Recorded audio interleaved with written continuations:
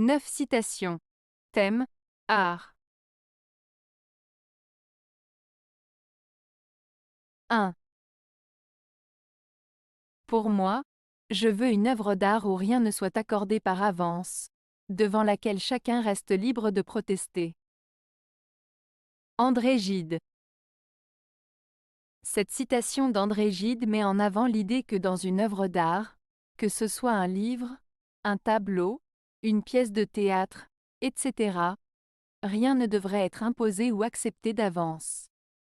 Chaque individu doit avoir la liberté de réagir, de critiquer, voire de contester l'œuvre.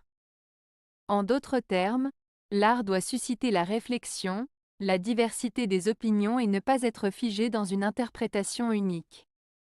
Cette approche ouvre la voie à une interprétation subjective de l'art, où chacun peut y trouver sa propre vérité et exprimer librement son ressenti. 2. Gagner de l'argent est un art, travailler est un art et faire de bonnes affaires est le plus bel art qui soit. Andy Warhol. Cette citation d'Andy Warhol met en avant l'idée que la gestion de l'argent, le travail et la réalisation de bonnes affaires sont des formes d'art en soi. Lorsqu'il parle de gagner de l'argent comme un art, Warhol met en avant l'importance de savoir gérer ses finances de manière habile et créative. Il suggère que la façon dont on gagne de l'argent peut être une forme d'expression personnelle.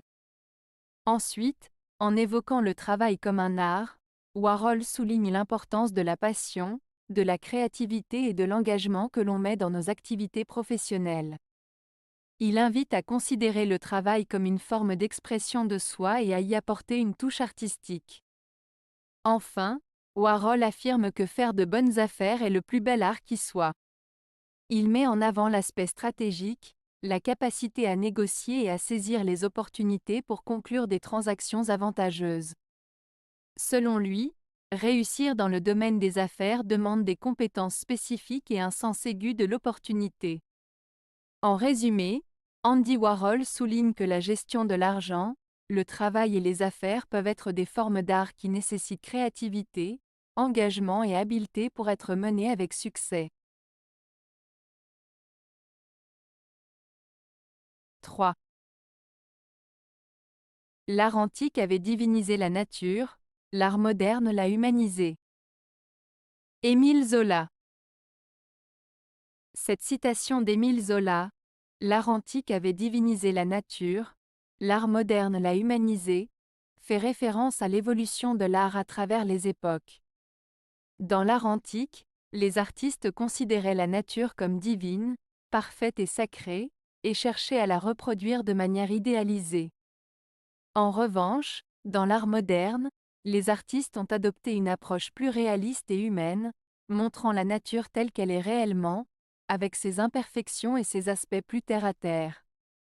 Ainsi, cette citation souligne le changement de perspective dans la représentation artistique de la nature, passant d'une vision idéalisée à une vision plus réaliste et humanisée. 4. Dans tous les arts, le plaisir croît avec la connaissance que l'on a d'eux. Ernest Hemingway. Cette citation d'Ernest Hemingway signifie que plus nous apprenons et comprenons un art, plus nous apprécions et prenons du plaisir à le pratiquer ou à le contempler. En d'autres termes, la connaissance approfondie d'un domaine artistique nous permet d'en savourer toutes les subtilités et les nuances, ce qui enrichit notre expérience et notre plaisir.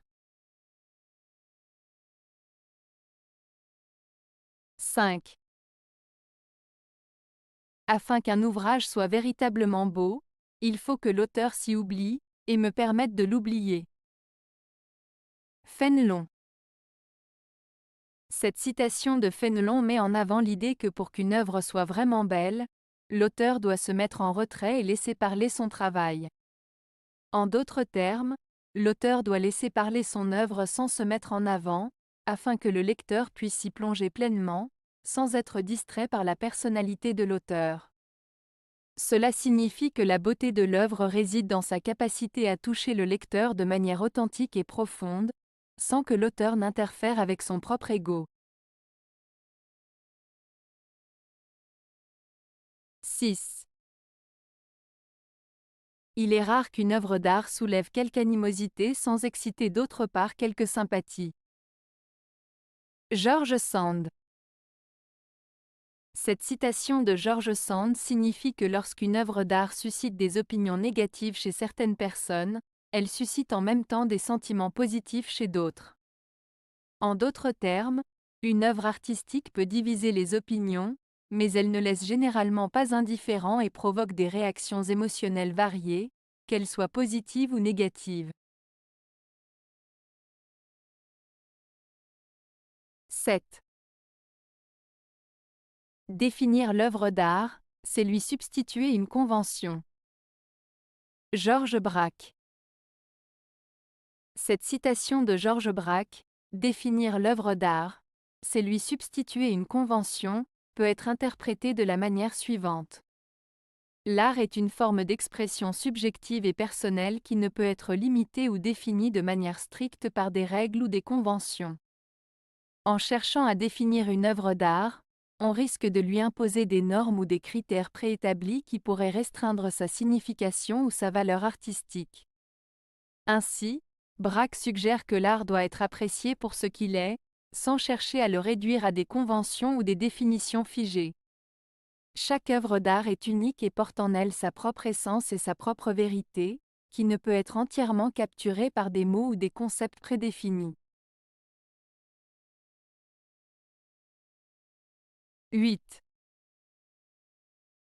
L'art est le résultat mathématique d'un désir sentimental de beauté.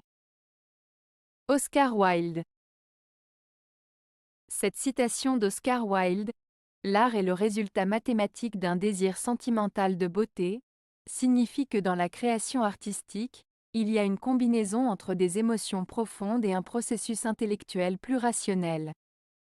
En d'autres termes, l'art naît de la volonté de transmettre ou de capturer la beauté de manière à la fois instinctive et réfléchie.